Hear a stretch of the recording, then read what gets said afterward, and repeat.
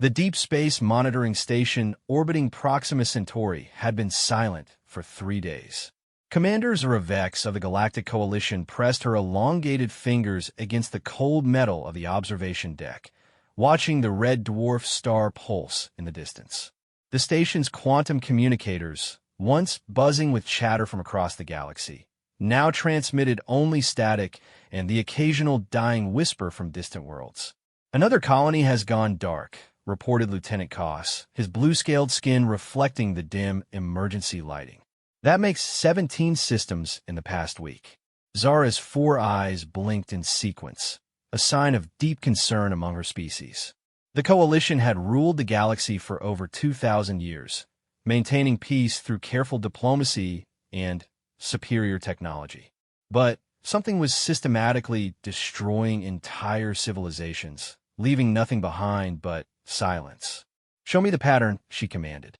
The holographic display materialized before them, showing the galaxy in 3 dimensions. Red markers indicated the fallen worlds, forming a rough, spiral pattern that seemed to be moving inward toward the galactic core.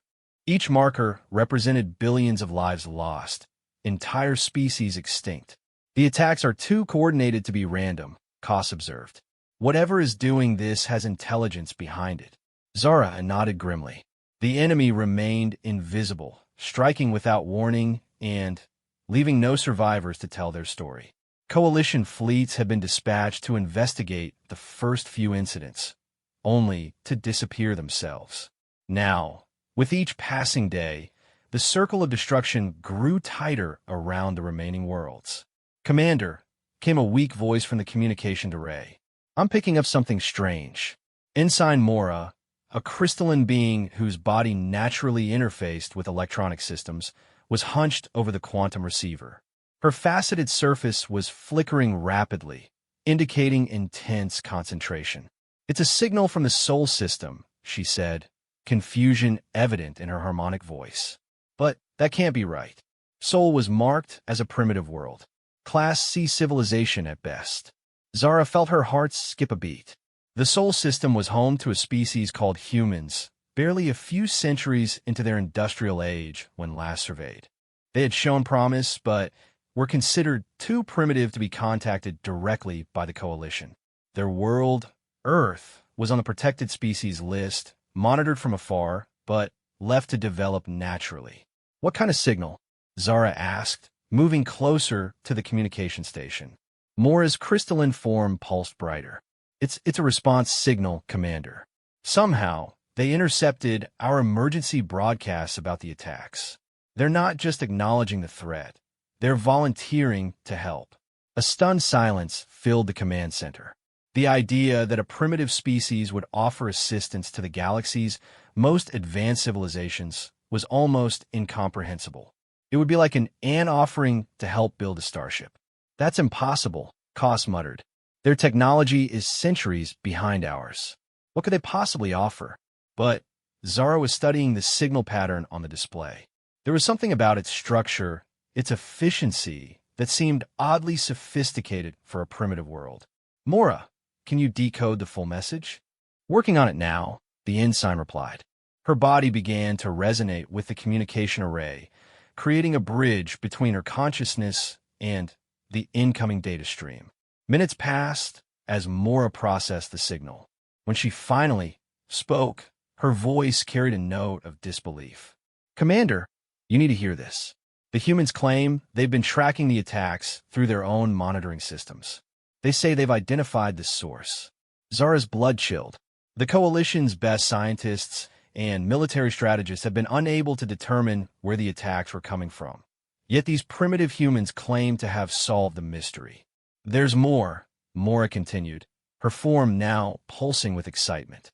"They're transmitting tactical data, star charts, even weapon specifications. Commander, I don't think these humans are as primitive as we thought."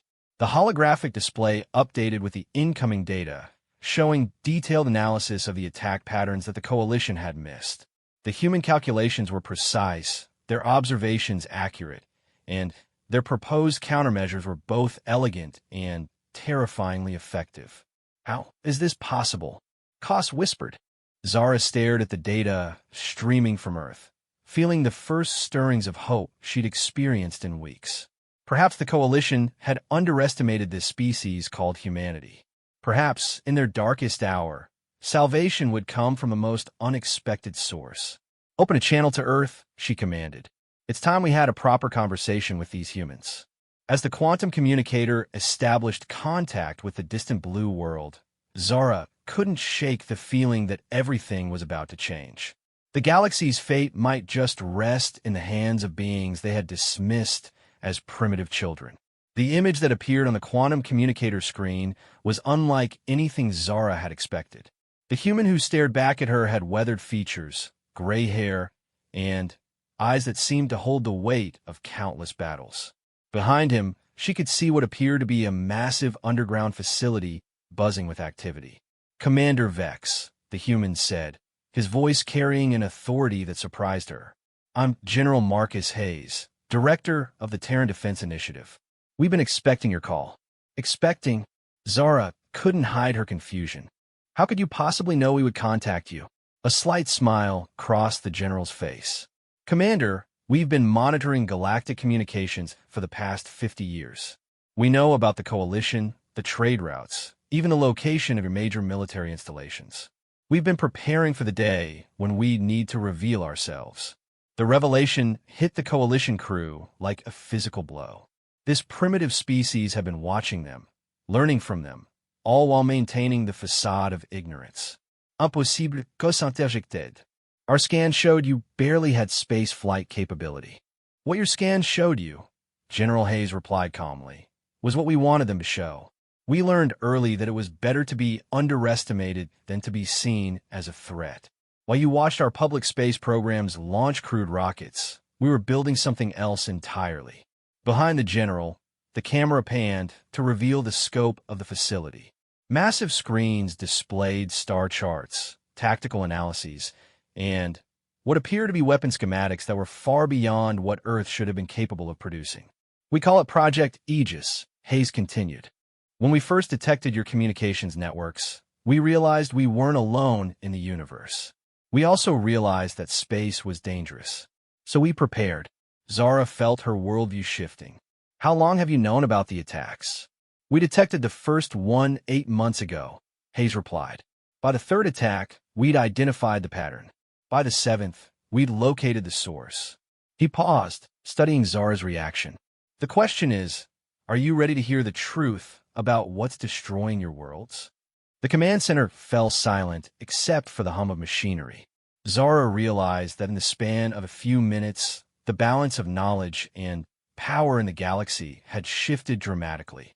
"Tell us," she said quietly. General Hayes nodded to someone off-screen, and the display changed to show a three-dimensional map of the galaxy. "The attacks aren't coming from outside your space, Commander. They're coming from within it." A red line appeared on the map, tracing a path from the outer rim toward the galactic core. "The enemy has been using your own hyperspace lanes, traveling through Coalition space undetected. They've been studying your defenses for decades, learning your weaknesses." "That's impossible," Koss protested. "Our sensors would detect any unknown ships." "Not if they're using technology you don't recognize," Hayes replied. "Commander, what do you know about quantum phase manipulation?" Zara's blood ran cold. Quantum phase manipulation was theoretical at best, considered impossible by Coalition scientists. The energy requirements alone would be astronomical. "It can't be done," she said. "It can, and it has been," Hayes replied grimly. "The attackers have developed a way to shift their ships into a parallel quantum phase, making them essentially invisible to your sensors while still allowing them to interact with our reality when they choose to attack." The implications were staggering. An enemy that could move unseen through Coalition space, striking at will and disappearing without a trace. "How do you know all this?" Zara asked. Hayes was quiet for a moment. "Because we captured one of their ships 3 weeks ago." The revelation sent shockwaves through the Coalition crew. While entire fleets had vanished trying to find these attackers, humans had not only detected them, but captured one. "Ow," was all Zara could manage to say. "We think differently than you do," Hayes explained. Where you see order and predictable patterns, we see chaos and opportunity. Where you rely on advanced technology, we rely on adaptation and cunning. We've had to fight for everything we've ever achieved, Commander. It's made us very good at identifying and neutralizing threats. On the screen behind Hayes, technicians were working on what appeared to be wreckage from an alien vessel. The technology was unlike anything in Coalition databases. The ship we captured revealed something else, Hayes continued. This isn't just random destruction. The attackers are clearing a path to something specific. They're heading for the galactic core, and based on their trajectory, we believe we know their target. Zara's hearts were racing now. What target? The Coalition capital, Hayes said simply. They're planning to destroy the heart of galactic civilization. The weight of the revelation settled over the command center like a suffocating blanket. The enemy wasn't just destroying random worlds. They were systematically eliminating threats as they moved toward their ultimate goal. We estimate they'll reach Coalition space within the next 10 days, Hayes continued. But we have a plan to stop them. The question is whether you're willing to trust a species you've dismissed as primitive. Zara looked around at her crew, seeing her own desperation reflected in their faces. The Coalition's greatest minds had failed to even identify the enemy, while these humans had not only found them, but formulated a plan to stop them. "What do you need?" she asked. General Hayes smiled, but there was no warmth in it. "We need you to do something the Coalition has never done before, Commander. We need you to follow Earth's lead." Admiral Theron Cassid was not accustomed to feeling small. As the Coalition's Supreme Fleet Commander, he commanded the respect of 1,000 species and controlled enough firepower to level solar systems. But as his flagship emerged from hyperspace at the coordinates provided by the humans, he found himself staring at something that defied comprehension. "By the Ancient Ones," whispered his tactical officer, a serpentine being whose species had mastered space warfare for millennia. "What are we looking at?" Spread across the void before them was a fleet unlike anything in Coalition records. The ships were sleek and predatory, painted in matte black that seemed to absorb light itself. They moved in formations that suggested both military precision and barely controlled aggression. Most unsettling of all, the fleet was massive, easily 3 times the size of the Coalition's combined naval forces. "Admiral," came General Hayes' voice over the communicator. "Welcome to Terrence Space. I apologize for the secrecy, but we've learned that revealing too much too quickly tends to make our neighbors nervous." Admiral Cassid found his voice with difficulty. "General Hayes, our intelligence suggested your species had perhaps a dozen primitive spacecraft. What we're seeing here is impossible. Respectfully, Admiral, your intelligence was designed to see exactly what we wanted it to see. We've been building this fleet for 40 years, using resources from asteroid mining operations that your surveys marked as inactive. Turns out there's a lot of useful material floating around in the outer system that nobody was watching."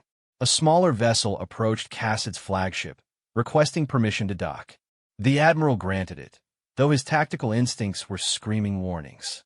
When the airlocks cycled open, he was greeted by a human woman in military uniform who moved with the confident stride of a veteran warrior. "Admiral Cassid, I'm Captain Sarah Chun, commanding officer of the TNS Retribution. General Hayes asked me to brief you on our tactical situation." As they walked through the corridors of the Coalition flagship, Captain Chun studied the alien technology with obvious interest. "Impressive ship, Admiral. Though I notice your armor plating is designed primarily for energy weapons. Not much protection against kinetic projectiles." "Kinetic weapons are primitive," Cassid replied automatically. "No advanced species has used them for centuries." Chun smiled. "That's what makes them effective. Your shields are calibrated for plasma and particle beams.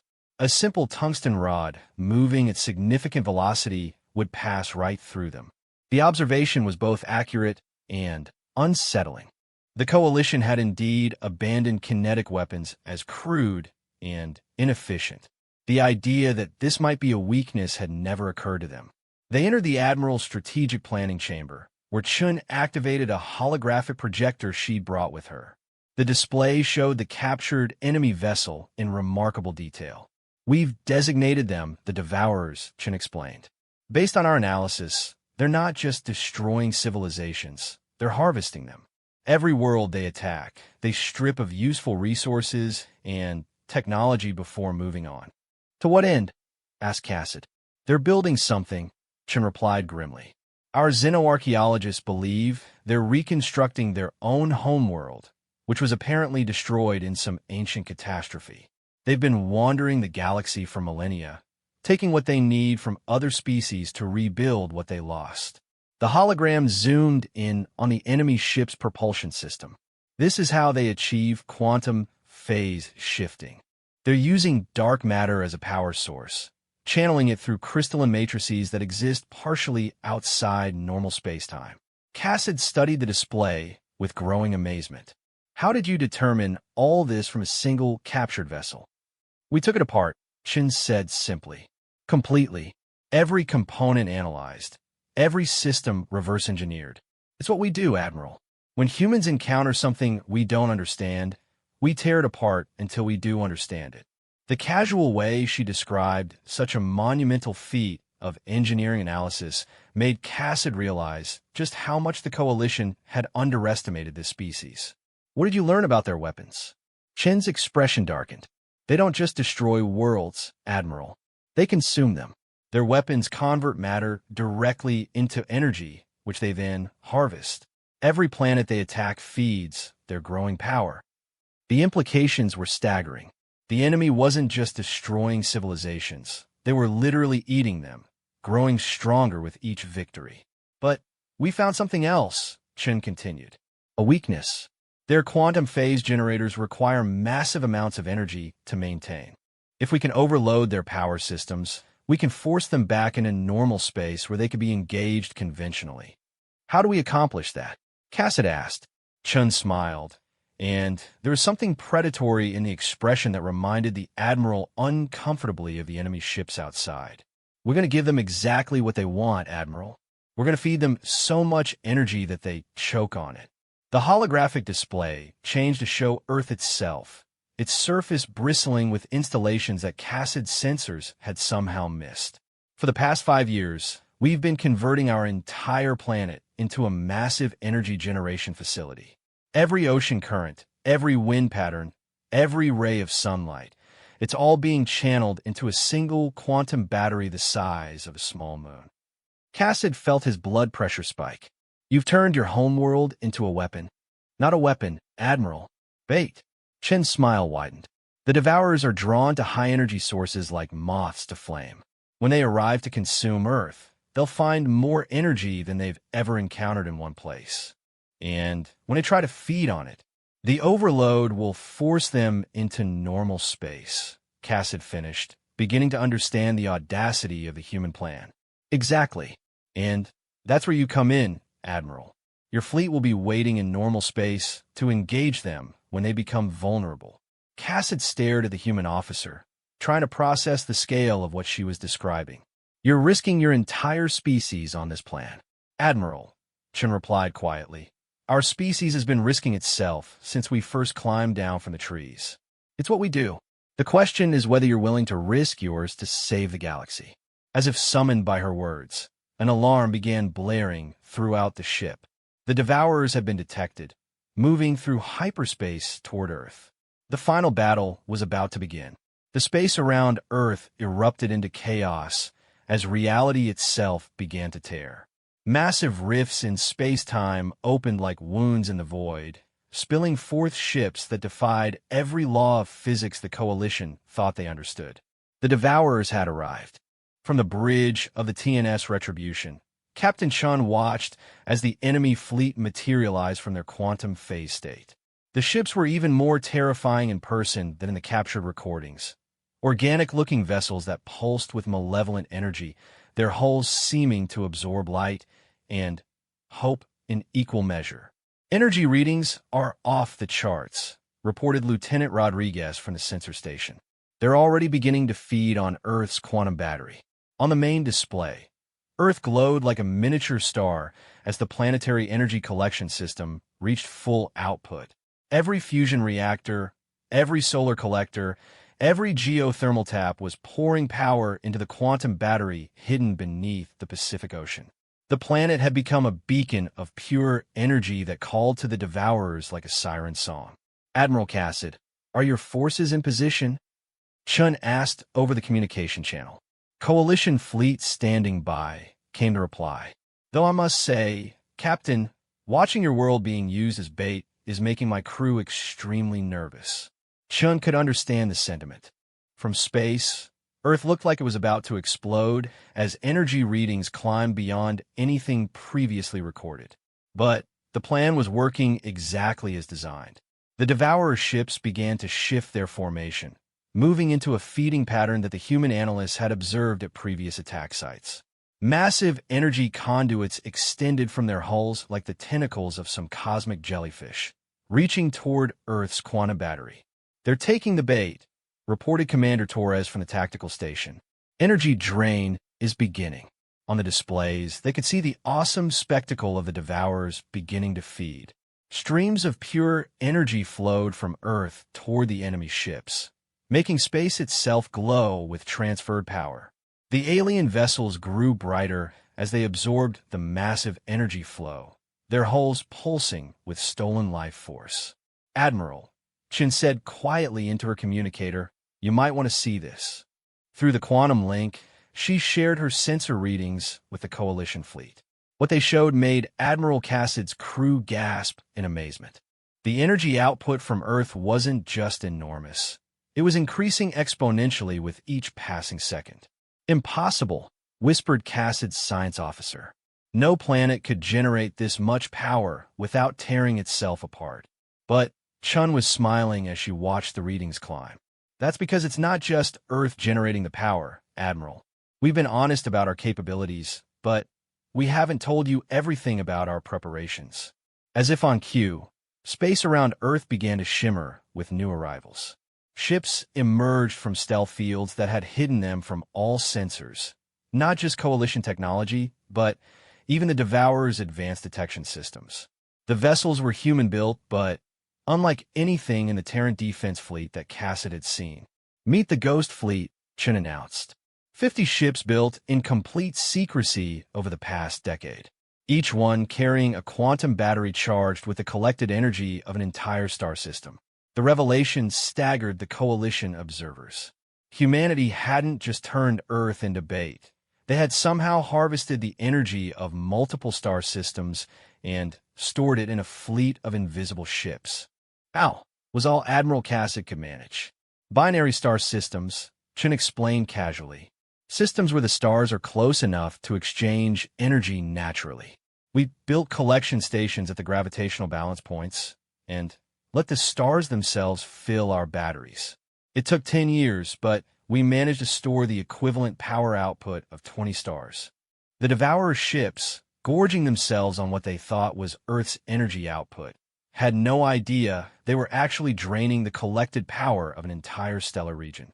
Their feeding rate accelerated as their energy absorption systems responded to the massive power flow. They're getting drunk on power, observed Commander Torres. Look at their formation coherence. Indeed, the precisely coordinated enemy fleet was beginning to show signs of disorganization.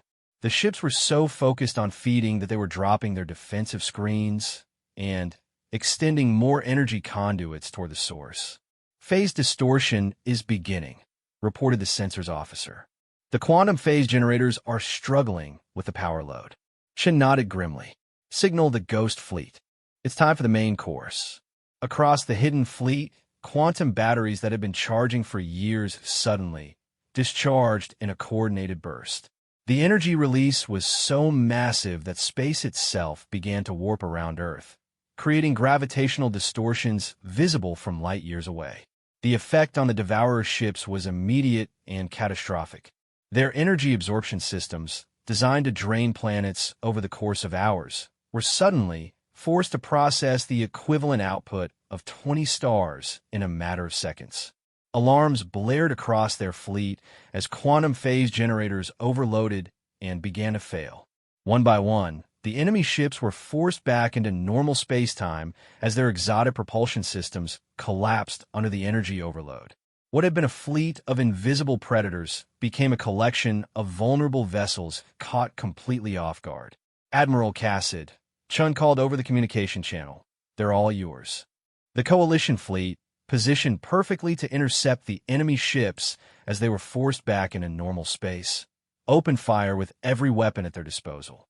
Energy beams and particle cannons lit up the void as 2,000 years of accumulated military technology was brought to bear against the stunned Devourer fleet.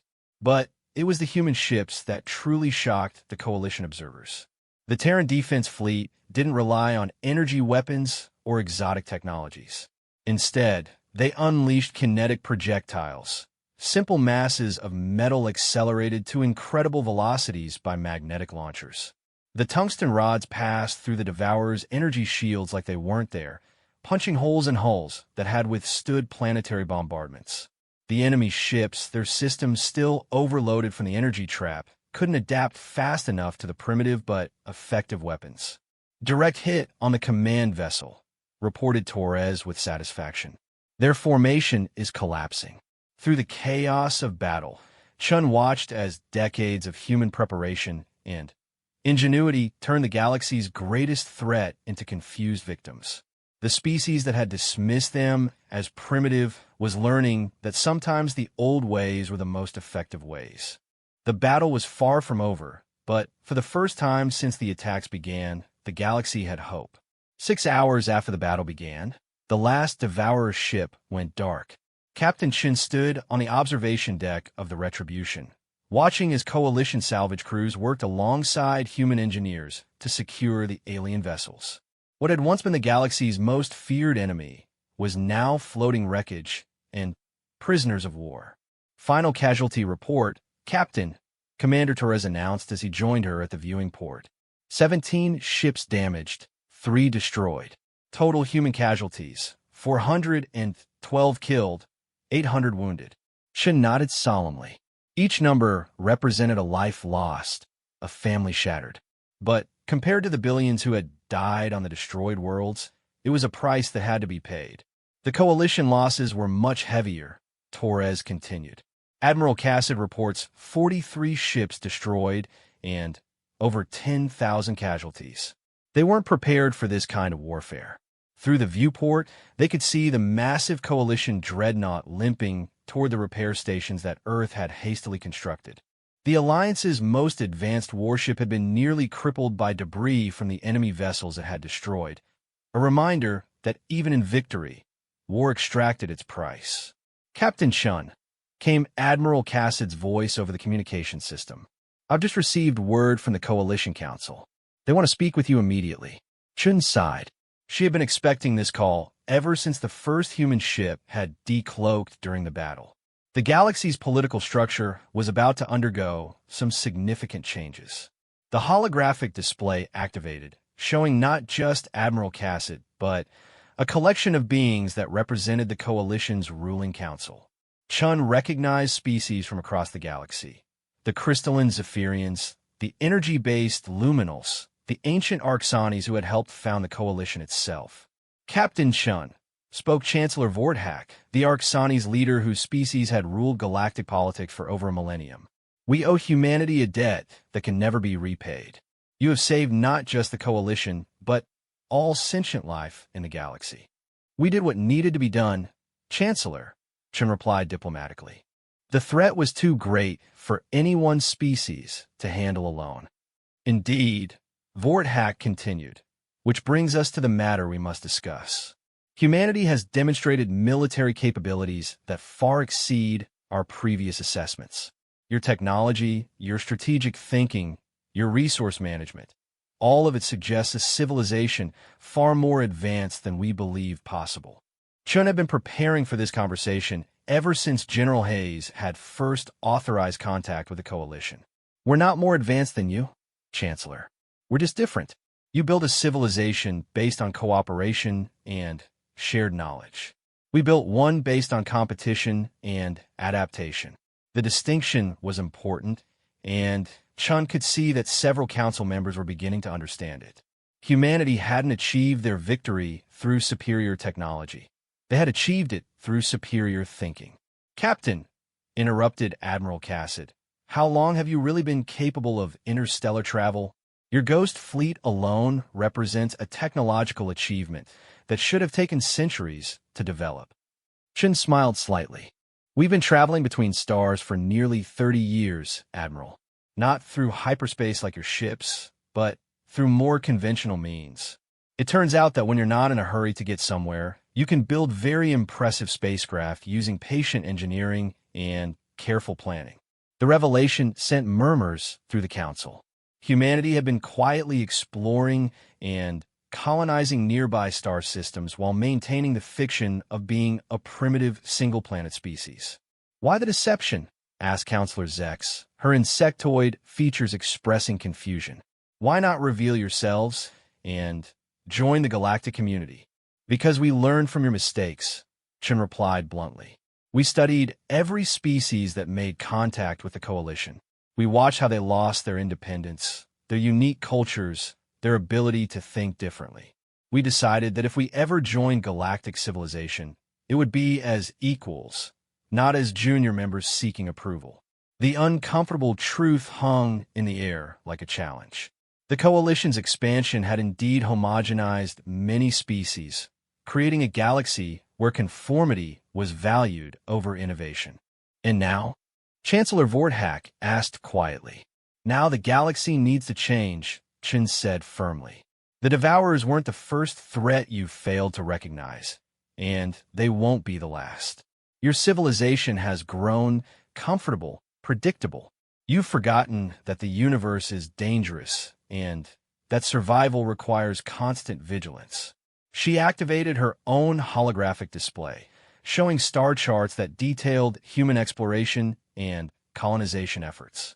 "We're willing to share what we've learned, but not as supplicants seeking membership in your club, as partners contributing to a new kind of galactic civilization."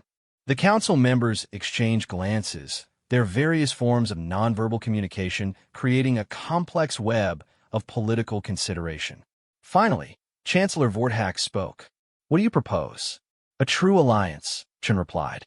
"Not the Coalition's hierarchical structure, but a partnership of equals. Humans will share our military innovations and strategic thinking.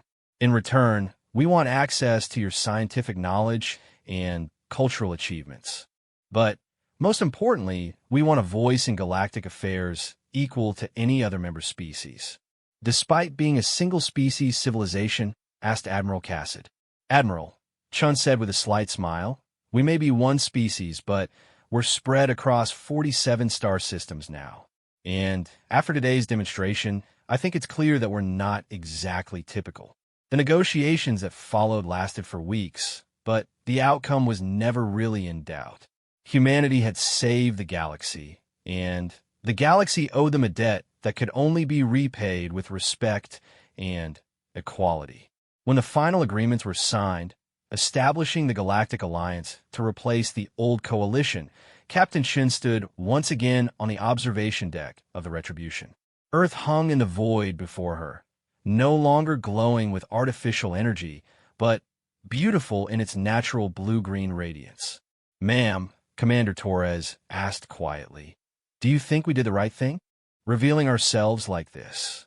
Chun considered the question as she watched human and alien ships working together in the orbital shipyards, already beginning construction of new vessels that would incorporate the best of both civilizations. "Commander, we spent centuries hiding because we were afraid of losing what made us human.